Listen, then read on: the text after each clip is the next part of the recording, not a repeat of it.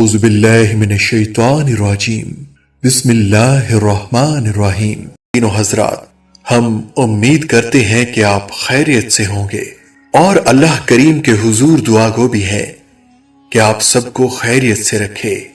خواتینوں حضرات، آج سے ہزاروں سال قبل کسی زمانے میں قبیلہ بنو جرہم کے کچھ لوگ عرب کے مشہور شہر مکہ مکرمہ میں آباد ہو گئے تھے، جن کی اولاد سے آگے چل کر فہر یا نظر بن کنانہ نے جنم لیا۔ ان کی اولاد کو قریش کہا جاتا ہے۔ ہمارے نبی حضرت محمد مصطفیٰ صلی اللہ علیہ وسلم کا تعلق اسی قریش کے قبیلہ سے ہے۔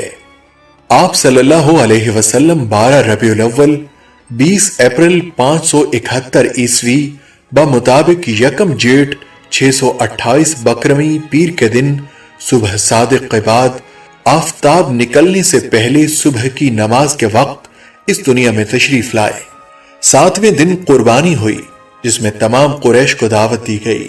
لوگوں نے پوچھا بچے کا نام کیا رکھا ہے؟ حضرت عبد المطلب نے جواب دیا محمد صلی اللہ علیہ وسلم۔ کہا گیا کہ آپ نے اپنے خاندان کے سب مروجہ ناموں کو چھوڑ کر یہ نام اختیار کیوں کیا؟ آپ نے جواب دیا کہ میں چاہتا ہوں کہ میرا یہ بچہ دنیا بھر کی ستائش اور تعریف کا شایان قرار پائے۔ ہمارے پیارے آقا و سردار حضور نبی کریم صلی اللہ علیہ وسلم نے اپنی 63 سالہ درخشاں حیات طیبہ کے زمانے میں جن جانوروں اور سواریوں کو اپنے استعمال میں لایا، ان کی تفصیل کچھ اس طرح سے ہے۔ آپ صلی اللہ علیہ وسلم کے زیر استعمال رہنے والے 10 یا 15 گھوڑے تھے، جن کے نام یہ ہے۔ سکب، یہ وہ گھوڑا ہے جس پر جنگ احد میں آپ صلی اللہ علیہ وسلم سوار تھے۔ اس گھوڑے کی پیشانی اور 3 پاؤں، 2 پچھلے اور 1 اگلا بایاں سفید تھے۔ بدن کا رنگ کمیت یعنی انابی تھا اور اگلے دائیں پاؤں کا رنگ بھی بدن کے رنگ کے مشابہ تھا۔ گھوڑ دوڑ میں حضرت صلی اللہ علیہ وسلم اس پر سوار ہوئے اور یہ آگے نکلا۔ یہ پہلا گھوڑا تھا جس کے حضور صلی اللہ علیہ وسلم مالک ہوئے تھے۔ مرتجز اشہب یعنی سفید مائل بسیاہی۔ نمبر 3 لحیف، ربیہ نے ہدیہ میں بھیجا تھا۔ نمبر 4 لزاز، مقوقس نے ہدیہ میں بھیجا تھا۔ نمبر 5 ضرب یا ترب، فرتا جزامی نے ہدیہ میں بھیجا تھا۔ 6 سبھا، یہ گھوڑا آپ صلی اللہ علیہ وسلم نے یمن کے سوداگروں سے خریدا تھا۔ گھوڑ دوڑ میں 3 بار اس پر سوار ہوئے اور آگے بڑھے۔ اس کو دست مبارک سے تھپکتے ہوئے فرمایا، یہ تیز رفتار اور لمبے قد والا گھوڑا ہے، سمندر کی طرح بہتا اور چلتا ہے۔ 7 ورد، یہ گھوڑا حضرت تمیم داری رضی اللہ تعالی عنہ نے ہدیہ میں بھیجا تھا۔ 8 دریس۔ 9 ملاحوہ، 10ویں گھوڑے کا نام معلوم نہیں ہو سکا اور اس سے زائد 15 تک کی بھی روایتیں ملتی ہیں۔ 4 خچر تھے جن کے نام یہ ہے۔ دلدل، مقوقس نے ہدیہ میں بھیجا تھا، سفید مائل بسیاہی رنگ کا تھا۔ اسلام کے زمانہ میں سب سے پہلے اس خچر پر سواری ہوئی تھی۔ فضہ، حضرت ابو بکر صدیق رضی اللہ تعالی عنہ نے یا فروہ جزامی نے پیش کیا تھا۔ 3 عیلیہ، مقام اعلیٰ کے بادشاہ نے ہدیہ میں دیا تھا۔ نمبر 4 اس کا نام معلوم نہیں ہو سکا۔ علامہ ابن قیم رحمت اللہ علیہ نے صرف اس کا ذکر کیا ہے اور نام بیان نہیں کیا۔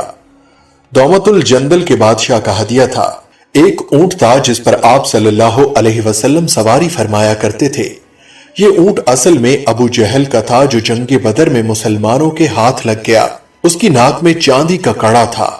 حضور پاک صلی اللہ علیہ وسلم نے صلح حدیبیہ کے دن مکہ والوں کے پاس یہ اونٹ بطور ہدیہ کے بھیج دیا تھا۔ 20 یا 45 دودھ دینے والی اور ساز و سامان لے کر چلنے والی اونٹنیاں تھیں جو غابہ مقام پر چرا کرتی تھیں۔ ایام النظرہ والسیرۃ المعطرہ، جلد اول، صفحہ نمبر 211، زاد المیعاد، جلد اول، صفحہ نمبر 431۔ 3 ساڑھنیاں یہ تھیں جن کے نام یہ ہے۔ قصوہ، جس کے متعلق بیان کیا جاتا ہے کہ ہجرت کے وقت یہ آپ کی سواری میں تھی۔ نمبر 2 ادبا۔ نمبر 3 جدعا، جبکہ بعض دوسرے علماء نے یہ تینوں نام ایک ہی سانڈنی کے قرار دیے ہیں۔ بکرے اور بکریاں 100 تھے، ان میں سے جب کسی کا کوئی بچہ پیدا ہوتا تو ایک کو ذبح فرما لیتے اور 100 سے زائد نہ ہونے دیتے۔ ان میں سے ایک خاص بکری آپ صلی اللہ علیہ وسلم کے دودھ کے لیے مخصوص تھی۔ ایک مرغ تھا جس کا رنگ سفید تھا، گائے وغیرہ نہیں تھی۔ ایک بلی تھی جو گھر میں رہتی تھی۔ 2 گدھے تھے جن کے نام یہ ہیں، یافور یا افیر، مقوقس نے ہدیہ کیا تھا، اس کا رنگ سفید مائل بسیاہی تھا۔ 2 علامہ ابن قیم رحمت اللہ علیہ نے اس کا ذکر کیا ہے لیکن نام بیان نہیں فرمایا، فروہ جزامی نے ہدیہ کیا تھا۔ حضرت اسحاق بن عبداللہ بن ابی طلحہ رضی اللہ تعالی عنہ بیان کرتے ہیں کہ حضور نبی اکرم صلی اللہ علیہ وسلم نے حضرت سعد کو شرف ملاقات بخشا۔ جب گرمی کی حدت کم ہوئی تو وہ ایک خستہ حال اور سست رفتار دراز گوش آپ صلی اللہ علیہ وسلم کے لیے لے کر آئے۔ راوی بیان کرتے ہیں کہ انہوں نے حضور نبی کریم صلی اللہ علیہ وسلم کے لیے اس گدھے پر مخمل ڈال دیا۔ حضور نبی اکرم صلی اللہ علیہ وسلم اس پر سوار ہوئے، بس سعد نے چاہا کہ اس کا بیٹا حضور نبی کریم صلی اللہ علیہ وسلم کے پیچھے بیٹھ جائے تاکہ وہ گدھا واپس لے آئے۔ حضور نبی اکرم صلی اللہ علیہ وسلم نے فرمایا، اگر تم اسے میرے ساتھ بھیجنا ہی چاہتے ہو تو اسے میرے آگے سوار کرو۔ اس نے عرض کیا، نہیں یا رسول اللہ، بلکہ آپ کے پیچھے۔ حضور نبی اکرم صلی اللہ علیہ وسلم نے فرمایا، سواری کا مالک اس کے آگے بیٹھنے کا زیادہ حقدار ہے۔ حضرت سعد رضی اللہ تعالی عنہ نے عرض کیا، میں اس سے آپ کے ساتھ نہیں بھیجتا، لیکن آپ خود ہی دراز گوش کو لوٹا دیجیے گا۔ راوی بیان کرتے ہیں کہ آپ صلی اللہ علیہ وسلم نے اسے واپس لوٹایا۔ وہ نہایت تیز رفتار ہو چکا تھا اور اس کا مقابلہ نہیں کیا جا سکتا تھا۔ ابو منظور بیان کرتے ہیں کہ جب حضور نبی اکرم صلی اللہ علیہ وسلم نے خیبر کو فتح کیا تو آپ صلی اللہ علیہ وسلم نے مال غنیمت میں ایک سیاہ گدھا پایا اور وہ پابہ زنجیر تھا۔ حضور نبی اکرم صلی اللہ علیہ وسلم نے اسے کلام فرمایا تو اس نے بھی آپ صلی اللہ علیہ وسلم سے کلام کیا۔ حضور نبی کریم صلی اللہ علیہ وسلم نے اسے فرمایا، تمہارا نام کیا ہے؟ اس نے عرض کیا، میرا نام یزید بن شہاب ہے۔ اللہ تعالیٰ نے میرے دادا کی نسل سے 60 گدھے پیدا کیے، ان میں سے ہر ایک پر سوائے نبی کے کوئی سوار نہیں ہوا۔ میں توقع کرتا ہوں کہ آپ مجھ پر سوار ہوں، کیونکہ میرے دادا کی نسل میں سوائے میرے کوئی باقی نہیں رہا، اور انبیاء کرام میں سوائے آپ کے کوئی باقی نہیں رہا۔ میں آپ سے پہلے ایک یہودی کے پاس تھا، میں اسے جان بوجھ کر گرا دیتا تھا، وہ مجھے بھوکا رکھتا اور مجھے مارتا پیٹتا تھا۔ راوی بیان کرتے ہیں کہ حضور نبی کریم صلی اللہ علیہ وسلم نے اسے فرمایا، آج سے تیرا نام یافور ہے، اے یافور۔ اس نے لبیک کہا۔